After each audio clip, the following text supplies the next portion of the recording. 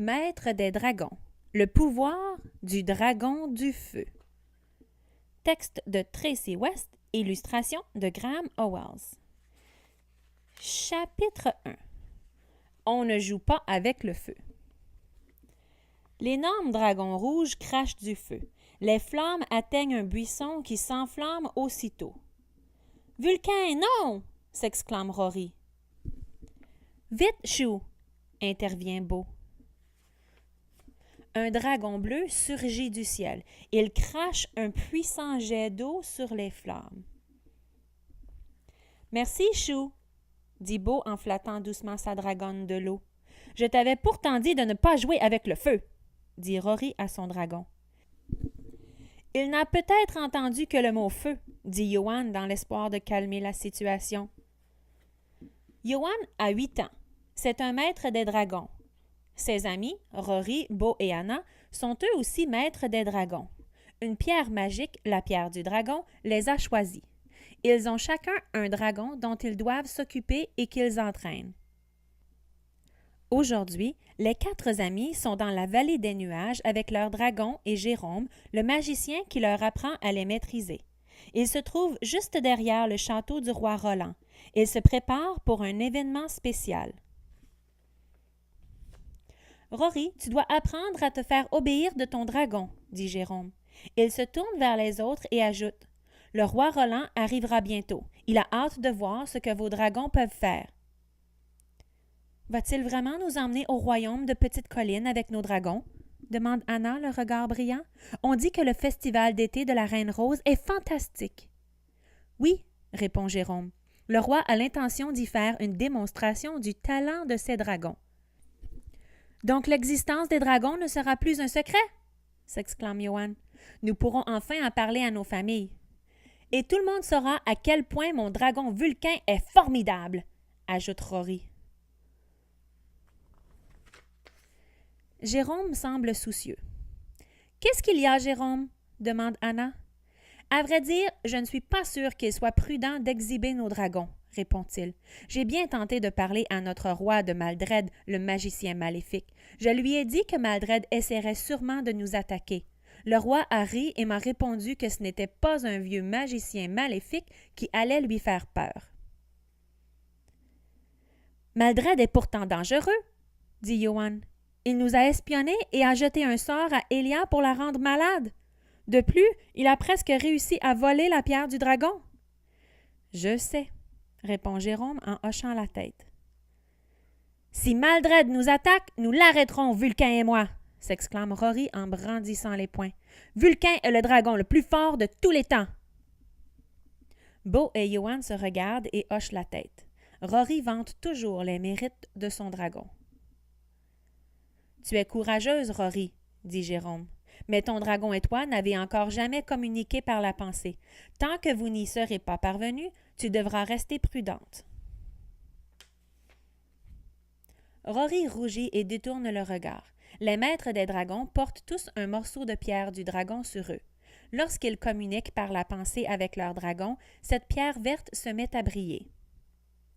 Johan, Beau et Anna peuvent entendre la voix de leur dragon dans leur tête, mais cela ne s'est pas encore produit entre Rory et Vulcain.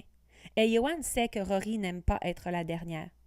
« Cela ne nous est encore jamais arrivé, mais nous pourrions quand même combattre Maldred s'il nous attaquait, » répond-elle. Sur ce, un garde arrive près d'eux. « Saluez votre roi, Roland l'audacieux, » ordonne-t-il. Chapitre 2. La démonstration. Le roi Roland s'avance dans le pré. C'est un homme de forte taille, à la chevelure et à la barbe d'un roux flamboyant. 6 gardes le suivent. « Vos dragons semblent en forme, magicien, » dit-il de sa voix retentissante. « Même ce petit brun, » ajoute-t-il en montrant l'ombrique du menton. Le roi n'a jamais vraiment aimé l'ombrique, se dit Johan. Quelle importance qu'il ait l'air d'un gros ver de terre brun. C'est un dragon de la terre au superbe pouvoir. Je suis heureux que vous soyez satisfait, votre majesté, répond Jérôme. Je ne le suis pas encore, réplique le roi. Je dois voir ce que ces créatures savent faire. Pour la première fois, je vais présenter mon armée de dragons au monde entier. Les gens seront stupéfaits lorsque nous entrerons dans le royaume de Petite Colline. Ce sont de simples dragons, dit Anna en s'avançant vers le roi. Pas une armée. Silence, jeune fille, ordonne un garde en la toisant. Ce sont bien plus que de simples dragons, poursuit le roi. Lorsque les gens sauront que des dragons protègent mon royaume, personne n'osera nous attaquer. Maldred n'hésiterait pas à le faire, se dit Johan, mais il garde cette pensée pour lui. Si le roi n'a pas écouté l'avertissement de Jérôme, il ne m'écoutera pas non plus. Maître des dragons, montrez au roi Roland ce que vous savez faire, dit Jérôme en frappant des mains. En place! Les maîtres des dragons se préparent depuis des jours. Johan est très content. Il a hâte de montrer au roi les pouvoirs de Lombric. J'aimerais d'abord vous présenter Beau et Chou, sa dragonne de l'eau, dit Jérôme en s'adressant au roi. Avançant d'un pas, Beau s'incline, puis il fait un signe de la main à Chou. Chou s'élève au-dessus d'eux. Sa carapace bleue scintille. Elle ouvre la bouche et lance un jet d'eau qui tournoie autour du groupe. L'eau se transforme en gouttelettes qui retombent sur le sol. Le roi Roland fait un sourire approbateur. « Voici maintenant Anna et Elia, sa dragonne du soleil, » annonce Jérôme. Anna monte en selle. Elle caresse le cou d'Elia. La svelte dragonne blanche s'élance vers le ciel. Elia fait ce qu'elle réussit le mieux. Elle tourbillonne et dessine des boucles dans les airs. Puis, pendant sa descente, Chou projette une bruine légère, tandis qu'Elia fait jaillir un superbe rayon de soleil de sa bouche. Ensemble, elles produisent un bel arc-en-ciel. « Oh! » s'extasient les gardes. Même le roi Roland en reste bouche bée. Passons maintenant à Rory et son dragon du feu, dit Jérôme en les montrant du doigt. Johan est nerveux. Ce sera bientôt son tour avec Lombric. D'abord, Vulcain crachera du feu vers le ciel, là où il n'y a aucun risque d'atteindre quoi que ce soit. Puis Lombric utilisera le pouvoir de sa pensée pour maintenir les 3 dragons en suspension dans les airs. Johan suit Rory et Vulcain du regard pendant qu'ils s'élèvent dans le ciel. « Vulcain, feu !» s'écrie Rory. Vulcain n'obéit pas. Il redescend vers le sol, puis il se met à rugir.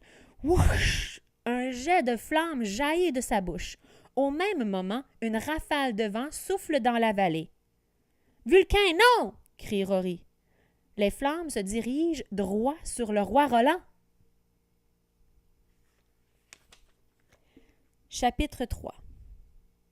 Et Lombric? Poussés par le vent, les flammes se rapprochent du roi Roland.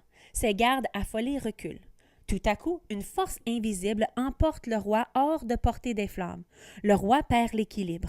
Johan regarde son dragon et constate qu'il brille d'un vert éclatant. Lombric a utilisé le pouvoir de sa pensée pour sauver le roi.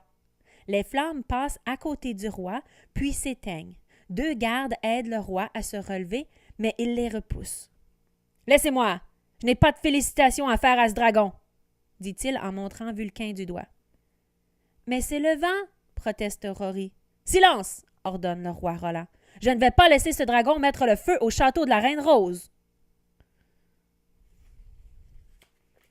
Il ajoute en montrant Chou et Elia, « J'emmènerai ces 2-là. » « Et Lombric? » s'indigne Johan. « Il vient de vous sauver la vie. »« De me sauver la vie? Absolument pas. C'est un de mes gardes qui m'a poussé. » Le roi fixe du regard ses gardes qui acquiescent. « Ce n'est pas un garde qui vous a poussé, » insiste Johan. Il regarde Anna et Beau qui ont l'air embarrassés. Quant à Rory, elle semble encore fâchée contre Vulcain. « Johan dit vrai, votre majesté, » intervient Jérôme. « Lombric s'est servi de son pouvoir mental pour vous déplacer. »« Impossible, » réplique le roi. « Ce simple dragon brun ne peut avoir de tels pouvoirs. Elia et Chou seront les seuls dragons à m'accompagner demain au royaume de Petite Colline. » Le roi tourne les talons et s'éloigne d'un pas décidé. Sa garde le suit.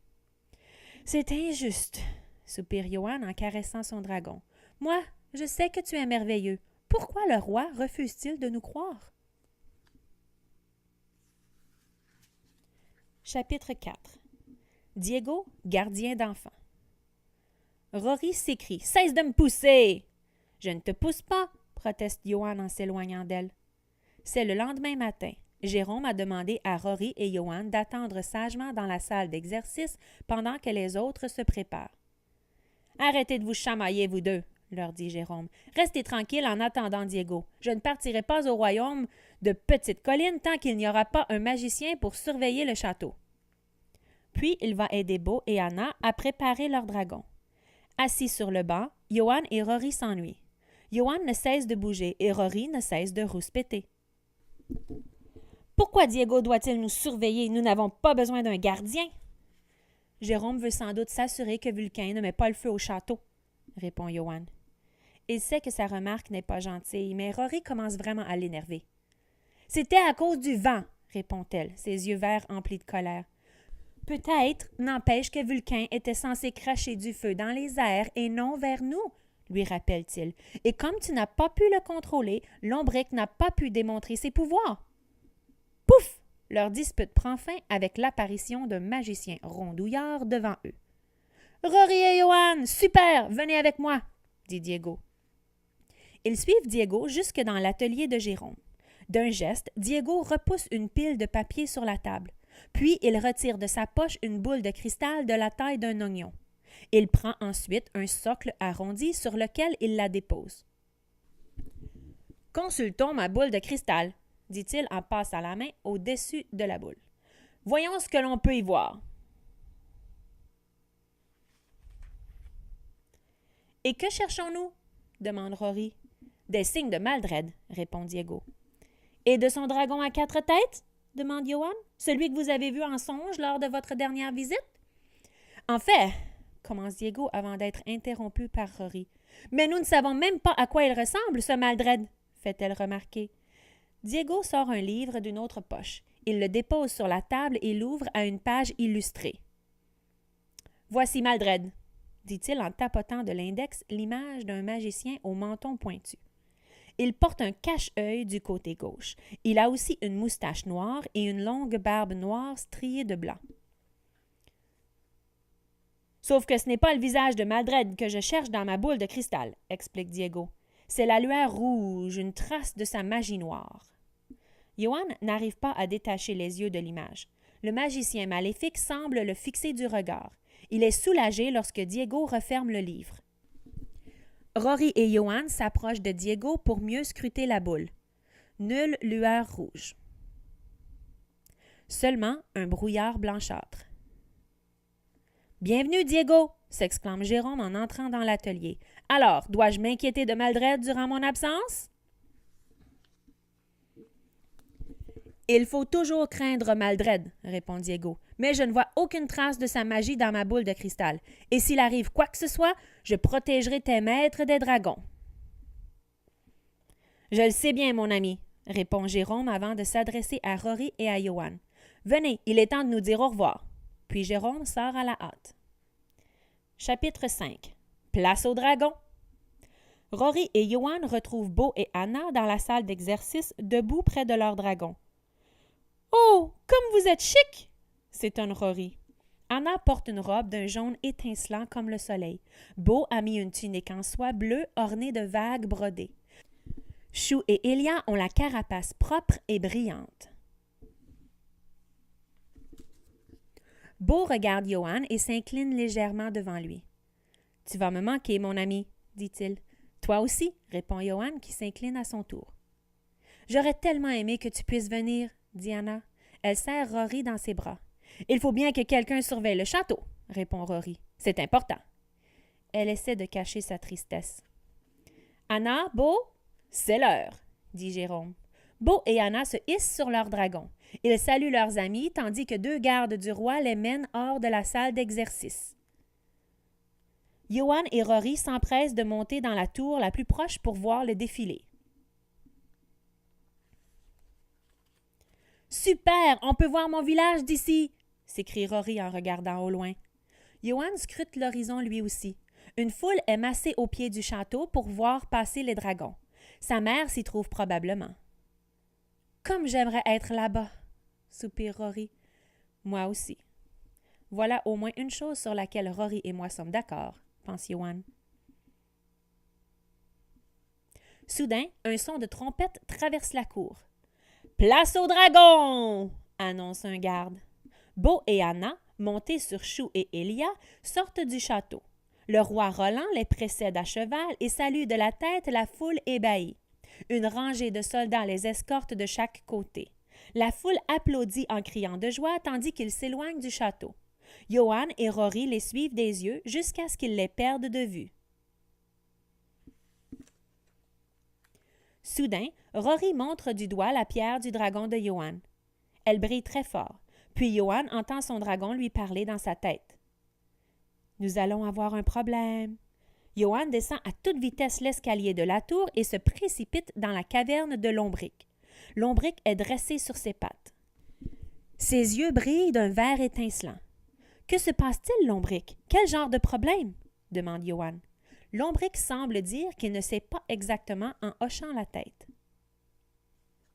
Rory arrive à son tour en courant. « Que se passe-t-il? Que dit Lombric? » « Il m'a dit que nous allions avoir un problème, mais il ignore de quoi il s'agit et à quel moment cela arrivera. »« Un problème, vous dites? » demande Diego en entrant dans la caverne.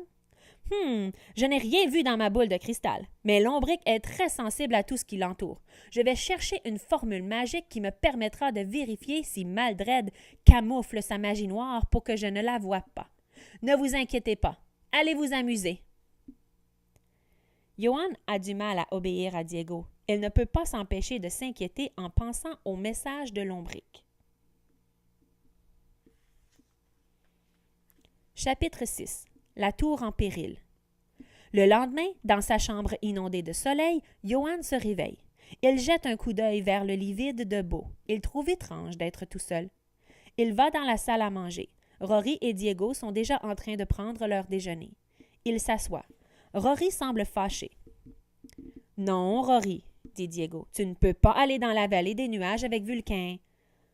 On commence par m'empêcher d'aller à Petite Colline et maintenant, je ne peux même plus mettre le nez dehors. » rouspète Rory. « La vallée des nuages est trop exposée. Cela pourrait être dangereux, dit Diego. Mais tu peux monter en haut de la tour avec ton dragon? »« Super! » s'exclame Rory en se levant d'un bond. « Et si tu vois quoi que ce soit de dangereux, rentre tout de suite dans le château, dit Diego. » Il les quitte pour se remettre à chercher des signes de Maldred.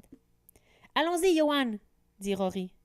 Elle tape impatiemment du pied pendant que Johan se dépêche d'avaler son déjeuner. Et elle se dirige ensuite vers les cavernes des dragons. Comme Lombric dort encore, Johan ne le réveille pas. « Il a besoin de repos si nous devons avoir des problèmes, » se dit-il. Rory court jusqu'à la caverne de Vulcain. Celui-ci renifle joyeusement en la voyant. L'escalier menant au haut de la tour est étroit, mais le dragon réussit à s'y faufiler derrière Rory et Johan. Dès qu'ils atteignent le balcon, Vulcain déploie ses ailes. Il s'élance et s'envole haut dans le ciel. « Il est magnifique, n'est-ce pas? » dit Rory en souriant. « Oui, et il a l'air très fort, » ajoute Johan en hochant la tête. « C'est vrai, » dit fièrement Rory. « Et Lombric, il fait des choses assez épatantes, lui aussi. » C'est la première fois que Rory dit quelque chose de gentil au sujet de Lombric. « Merci, » répond Johan. « Je pense que Lombric est exactement le dragon qu'il me faut, tout comme Vulcain est celui qu'il te faut. »« Je l'espère, » réplique Rory en soupirant. « J'aimerais tellement que nous puissions communiquer par la pensée, Vulcain et moi. »« Je suis certain que vous y parviendrez bientôt, » la rassure Johan en scrutant le ciel. Il remarque alors quelque chose au loin. « Qu'est-ce que c'est? » demande-t-il surpris. « Vois-tu ce dragon qui vole vers nous? »« C'est peut-être Chou ou Elia, » suggère Rory en regardant elle aussi. Mais le dragon a une carapace verte et quelque chose d'autre qui le distingue de leur dragon. « C'est un dragon à 4 têtes! » s'écrie-t-il en même temps. Chapitre 7. Protégeons le château. Le dragon s'approche rapidement de la tour. « Tu te souviens du rêve de Diego? » demande Johan. « Il a vu Maldred sur un dragon à 4 têtes. »« Il y a effectivement un homme sur ce dragon, » dit Rory en plissant les yeux. Vulcain vole toujours autour de la tour. Il n'a pas encore vu l'autre dragon. « Vulcain, reviens !» lui crie Rory. Son dragon décrit quelques cercles avant de les rejoindre. Curieux, il regarde le mystérieux dragon s'approcher. Sa carapace est vert foncé. Chacun de ses 4 longs coups est couvert d'écailles d'un vert plus pâle, et chaque coup se termine par une tête au museau recourbé qui ressemble à un bec. Un homme le monte. Vêtu d'une tunique rouge, il porte un cache-œil du côté gauche et une barbe striée de blanc. « C'est Maldred! » s'écrie Johan. Rory saute sur le dos de Vulcain. « Rory, où vas-tu? » demande Johan. « Me battre avec Maldred, » répond-elle. « Je vais montrer au roi Roland ce dont nous sommes capables, Vulcain et moi. »« Mais Diego nous a dit de rentrer, et il nous faut aussi l'aide de Lombric, » s'inquiète Johan. « Nous ne pouvons pas affronter Maldred seul, il est trop puissant. »« Il s'agit de mon château et de mon royaume, » dit Rory en plaçant ses bras autour du cou de son dragon. « Je vais rester ici et me battre. Appelle à l'aide si tu veux. »« On y va, Vulcain, » crie-t-elle. Vulcain s'élance de la balustrade. Johan doit faire venir Diego et Lombric au plus vite. Il ferme les yeux et serre sa pierre du dragon. « Lombric, viens tout de suite et amène Diego avec toi, » pense-t-il avec détermination. « Je t'en supplie, Lombric. » Pouf! Quelques secondes plus tard, une vive lumière verte surgit à ses côtés. Diego et Lombric apparaissent. « Que se passe-t-il, Johan? » demande Diego. Johan pointe le doigt vers le ciel. Rory et Vulcain volent tout droit vers Maldred et son dragon à 4 têtes.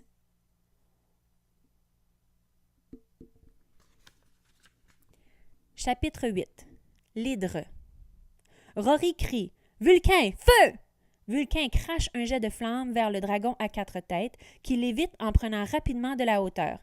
« C'est l'hydre de mon rêve! » s'exclame Diego. « Diego, j'ai dit à Rory qu'elle n'arriverait pas à battre Maldred sans aide, » dit Johan. « Mais rien ne pouvait l'arrêter. Elle n'a même pas sa selle. Elle peut tomber à tout moment. »« Sapristi! » crie Diego. Il pointe l'index vers Vulcain.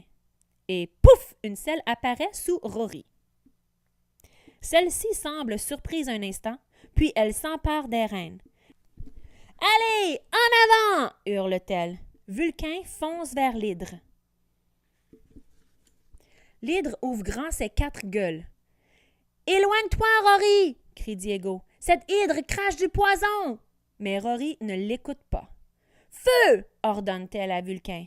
Vulcain crache du feu au moment même où l'hydre attaque en crachant une brume verte. Les flammes et la brume se mélangent en plein ciel.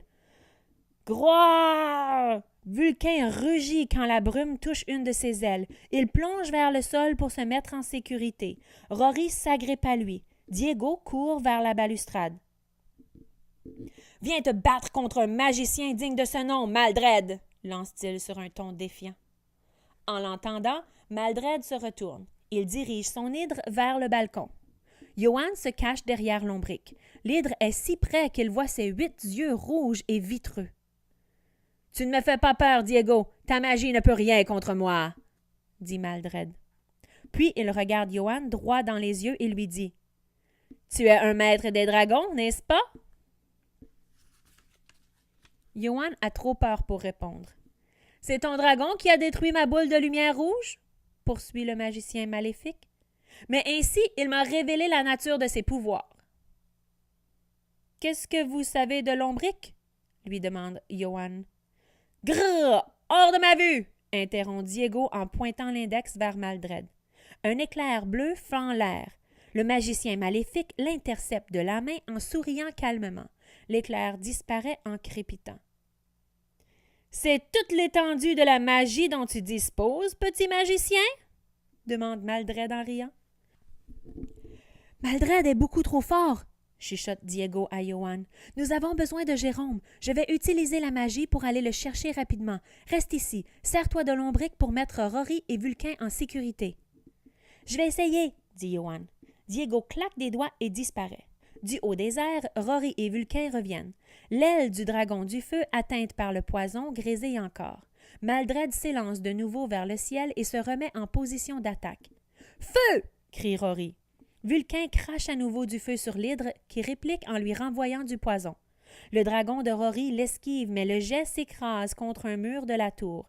Les pierres se mettent à crépiter, puis à fondre. Johan échange un regard avec Rory.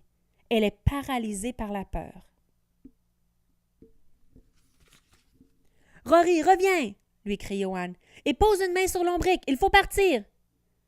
Je connais ton petit tour de magie, se moque Maldred. Vous ne m'échapperez pas comme ça cette fois. Il tire sur les rênes et son hydre plonge vers la tour. Lombric se met à briller d'un vert étincelant. Mais Rory ne bouge toujours pas. Il faut qu'elle pose la main sur Lombric pour qu'il les emmène tous loin de là. « Allez, Rory! » la presse Johan. Puis il se tourne vers Lombric. « Lombric, flotte au-dessus d'eux! Vite! Touche Vulcain! Moi, je sauterai pour te toucher la queue! » Lombric fait signe qu'il a compris. Il s'élève dans les airs. Johan entend alors un rire diabolique. Il se retourne et voit Maldred brandir vers eux une pierre rouge et étincelante. Des éclairs rouges en jaillissent. Surpris, Vulcain fait une ruade. Zap! Un rayon de lumière rouge frappe Lombric entre les yeux. Johan recule et trébuche. Il voit les yeux de Lombric devenir rouges et vitreux comme ceux de l'hydre. Puis la lumière forme une bulle autour de Lombric. Cette bulle se dirige lentement vers Maldred. « Lombric, non! » crie Johan. « Il est à moi maintenant, » dit Maldred en souriant avec malice. Chapitre 9. Le plan de Maldred. La bulle rouge dans laquelle Lombric est prisonnier flotte dans les airs aux côtés de l'hydre. Maldred oriente sa pierre rouge vers Vulcain. « Éloignez-vous! » crie Johan à Rory et à sa monture. Rory ajuste ses rênes au moment où un rayon de lumière rouge jaillit de la pierre rouge. Cette fois, la magie de Maldred manque sa cible de peu. Vulcain et Rory sont déjà loin du château. Johan les regarde, puis les perd de vue. Il est seul maintenant. Rory m'a-t-elle abandonné ici? Et quand Diego reviendra-t-il? Se demande le garçon. Il sent la sueur perler sur son front. Cette grosse brute peut bien se sauver, crie Maldred. C'est Lombric qui m'intéresse. C'est lui, ma récompense. Johan tente de communiquer par la pensée avec Lombric. Il tâte sa pierre du dragon. Lombric, est-ce que tu m'entends? Est-ce que tout va bien? Lombric ne répond pas. Soudain, Johan ne ressent plus aucune peur. Il est en colère. « Laissez Lombric tranquille! » hurle-t-il. « Tu n'as aucune idée des pouvoirs véritables de ce dragon, » dit Maldred en ricanant. « Je les connais depuis le jour où j'ai envoyé ma boule de lumière vous espionner dans le château. J'ai alors vu sa force. J'ai su qu'il me suffisait de m'emparer de ce dragon pour mettre mon plan à exécution. » « Lombric est mon dragon, » réplique bravement Johan. « Il ne vous obéira jamais sans la pierre du dragon. »« Tu vois cette pierre du dragon rouge, » répond Maldred en montrant sa propre pierre. « C'est le fruit de ma magie noire. Grâce à elle, tous les dragons m'obéissent. » Johan regarde les yeux rouges et vitreux de l'hydre. Évidemment, Maldred a probablement capturé cet hydre aussi. Il la force à nous attaquer. Quelle méchanceté Lombric fera-t-il sous les ordres de Maldred? Johan a un mauvais pressentiment. « Pourquoi vous faut-il Lombric? » demande Johan. « Vous avez déjà un dragon à 4 têtes à votre service. » Malgré tous ses pouvoirs, cette hydre n'est pas aussi puissante que Lombric, répond le magicien en grimaçant. Lombric peut déplacer des montagnes, des armées et même faire trembler la terre. Avec lui et la pierre du dragon rouge à ma disposition, j'aurai tous les royaumes à mes pieds. « Cela n'arrivera jamais! » hurle à nouveau Johan. Mais il tremble de peur. Où sont-ils donc tous passés? S'il n'obtient pas de l'aide rapidement, Maldred arrivera à ses fins. Chapitre 10. Rory à la rescousse. « Lombric, peux-tu faire quelque chose, n'importe quoi pour arrêter Maldred? » pense Johan. Mais Lombric ne répond pas. « Il ne vous appartient pas, vous ne pouvez pas le prendre, » crie Johan à Maldred. « Tu n'as encore rien vu, » répond Maldred avec un sourire diabolique. Impuissant, Yoann voit Maldred tirer sur les rênes de son hydre. Elle se tourne dans la direction opposée, puis s'éloigne lentement de la tour avec le magicien. Lombric flotte à ses côtés. Un énorme rugissement se fait alors entendre. Vulcain arrive en trombe, fendant le ciel avec Rory sur son dos. Il tourne autour du château. Vulcain s'arrête près de la tour. « Monte !» lance Rory. En un clin d'œil, Yoann prend place sur la selle derrière Rory. Il s'accroche à sa taille. « Vite !» crie Yoann tandis que Vulcain prend son envol. Yoann a mal au cœur. Lorsqu'il regarde en bas, il a l'impression que la terre tourne. « Vulcain, il faut arrêter Maldred !» crie Rory. Vulcain s'élance et parvient à rejoindre l'hydre. Maldred fouette le dos de l'hydre pour qu'elle accélère. Mais Vulcain est rapide, lui aussi. Il réussit à la dépasser légèrement. Il fait ensuite une énorme boucle dans les airs. Yoann doit s'agripper encore plus fort à Rory et fermer les yeux. Lorsque Yoann ouvre les yeux, Vulcain est nez à nez avec l'hydre. « Vous commencez vraiment à m'énerver, les enfants! » s'exclame Maldred en les foudroyant du regard. « Hydre, à mes ordres! » Aussitôt, les 4 têtes se redressent et 4 grandes gueules s'ouvrent en même temps. Yoann peut voir une tornade verte qui s'apprête à surgir de chacune d'elles. « Vulcain, feu! » s'écrie Rory. « De toutes tes forces! » ajoute Yoann. Avant que Vulcain puisse lancer son attaque, Maldred pointe l'index vers lui. Un éclair rouge fend l'air et frappe Vulcain. Le dragon s'arrête net, en plein vol. « Vole, Vulcain !» le supplie Rory, mais le dragon reste immobile dans les airs comme une statue. Yoann jette un coup d'œil vers le sol. Ils sont bien trop hauts pour sauter. « Hydre, à l'attaque !» ordonne Maldred. Chapitre 11. La pierre du dragon rouge. L'hydre tourne ses 4 têtes vers Yoann et Rory. « Elle va nous lancer son poison !» s'inquiète Yoann. « Un poison capable de faire fondre la pierre !» Il tremble. Soudain, une lumière blanche et éblouissante fend l'air. Yoann doit se protéger les yeux. L'hydre lance un cri strident. La lumière faiblit et Yoann regarde autour de lui. Anna et Elia descendent vers eux à toute vitesse. Elia projette un rayon solaire sur l'hydre. Étourdi, le dragon à 4 têtes virevole dans tous les sens. Il crache un jet de poison vers la gauche, mais rate Yoann et Rory. Au même instant, Maldred perd ses rênes et la maîtrise de sa monture lui échappe. Pouf! Diego apparaît sur la tour. « Diego, tu as réussi! » s'exclame Yoann, fou de joie. « Nous avons fait aussi vite que possible, » répond Diego. Chou arrive ensuite, transportant Beau et Jérôme sur son dos. Elle vole jusqu'à la tour et Jérôme saute de la dragonne pour rejoindre Diego. « Elle peut combattre la magie noire, » se rappelle Yoann. « Elle a délivré l'empereur Song de son mauvais sort dans le royaume de Beau. »« Beau, Maldred a jeté un sort à Vulcain !» crie Yoann. « Chou peut l'en délivrer !» Beau fait signe qu'il a compris et dirige Chou vers Vulcain. L'hydre est encore sous l'emprise du rayon d'Elia et Maldred cherche à la maîtriser. Il n'arrive pas à arrêter Chou non plus. Beau chuchote à l'oreille de Chou. Un nuage bleuâtre s'échappe de sa bouche. Puis, de fines gouttelettes bleues tombent lentement sur la tête de Vulcain. La bruine scintille dans les airs. Elle enveloppe Vulcain. Le dragon bouge alors lentement les ailes. « Vulcain, tu es sauvé !» s'exclame Rory.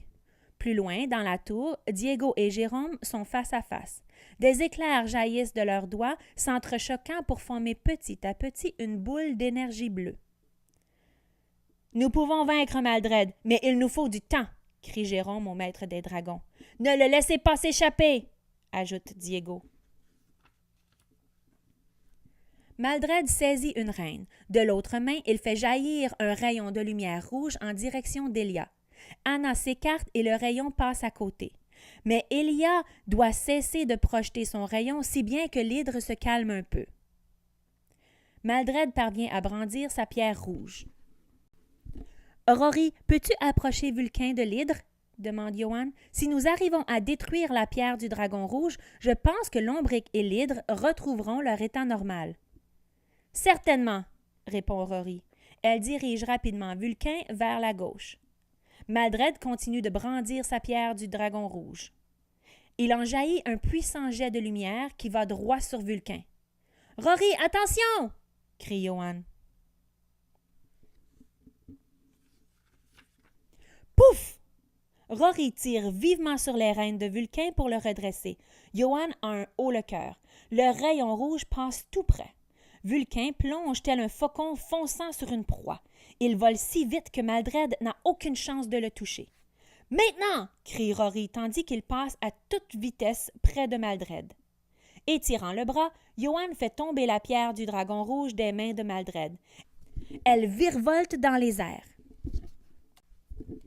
« Non! » se lamente le magicien. La pierre du dragon rouge heurte un mur de la tour et se casse en 1000 morceaux. « Hurrah! » se réjouit Johan. Pop!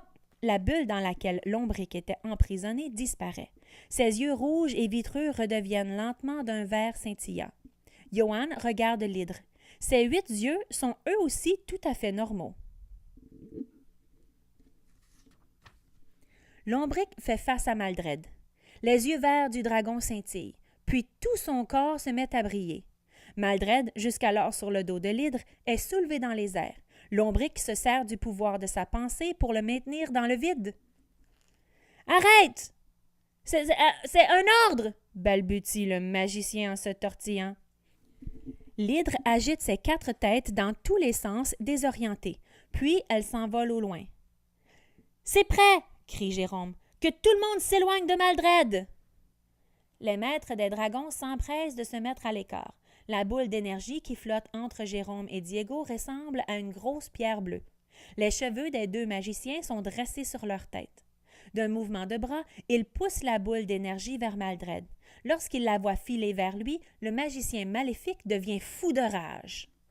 « Je n'ai pas dit mon dernier mot! » crie-t-il. « Rien ne pourra me retenir. Et ensuite... » Pouf! Il disparaît.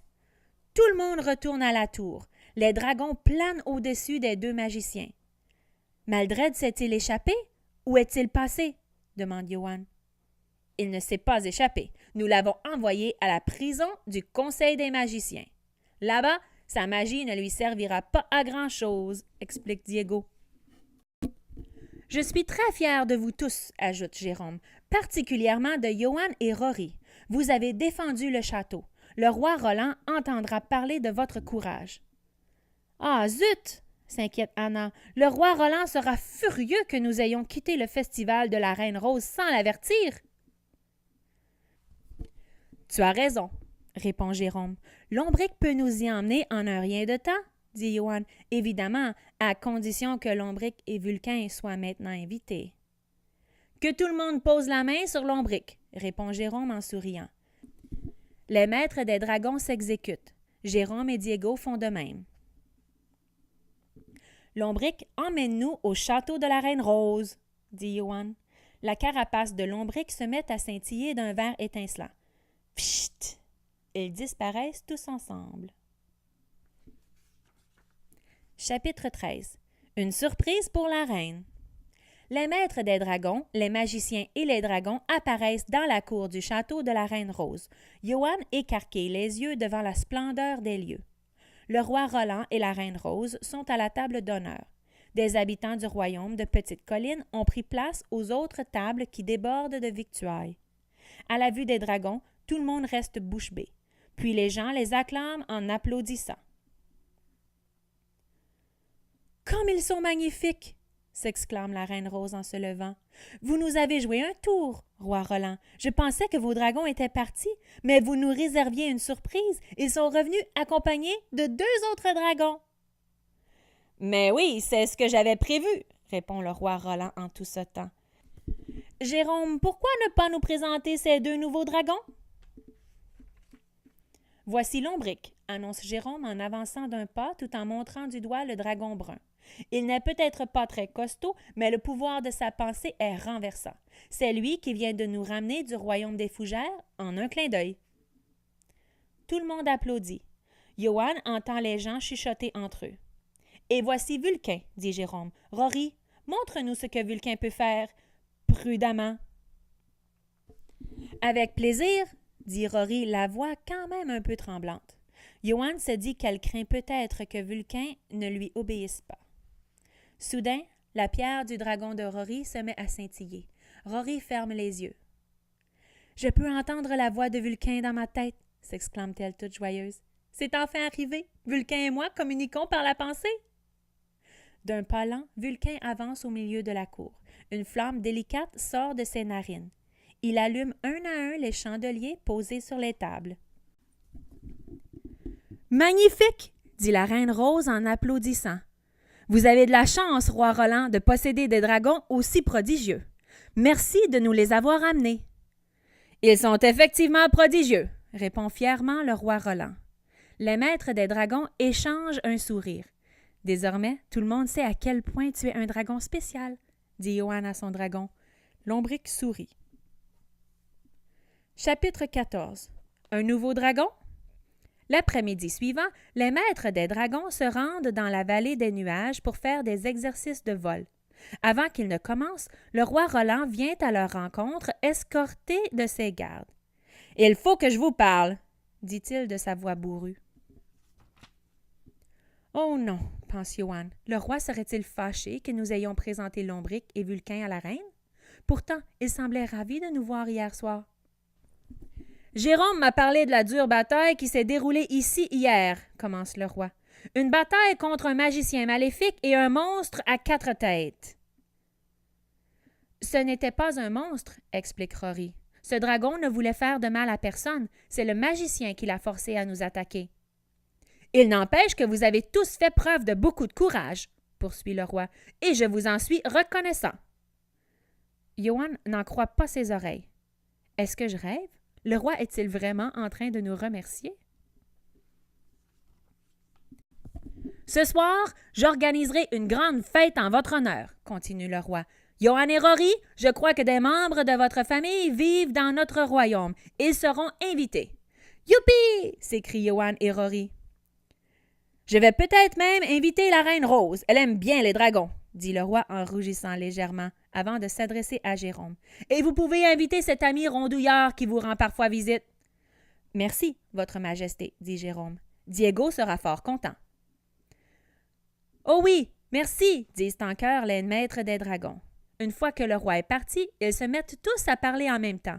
Une fête! Crie Beau. Et je vais voir ma mère! Se réjouit Johan. Et moi mon père! Ajoute Rory.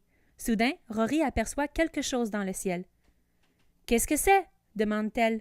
L'hydre vole au-dessus de la forêt qui borde la vallée des nuages. Puis elle atterrit non loin d'eux.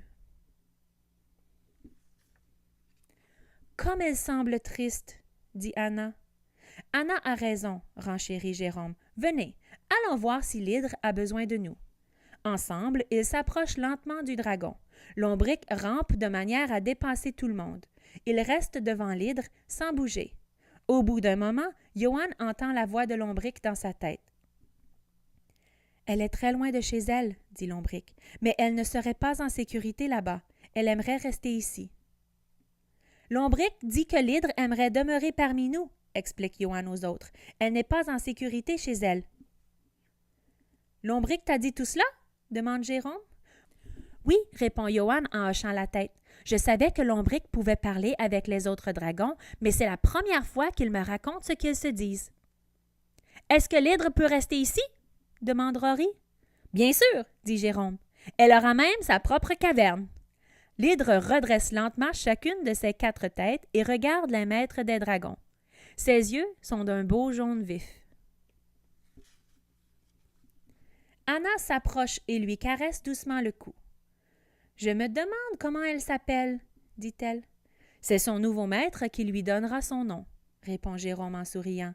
« Un nouveau maître des dragons? » demande Johan. « C'est vrai? »« Eh oui, » répond Jérôme. « La pierre du dragon va bientôt le choisir. »« Je me demande bien qui ce sera, » dit Beau. « J'ai hâte de le savoir, » répond Jérôme en souriant.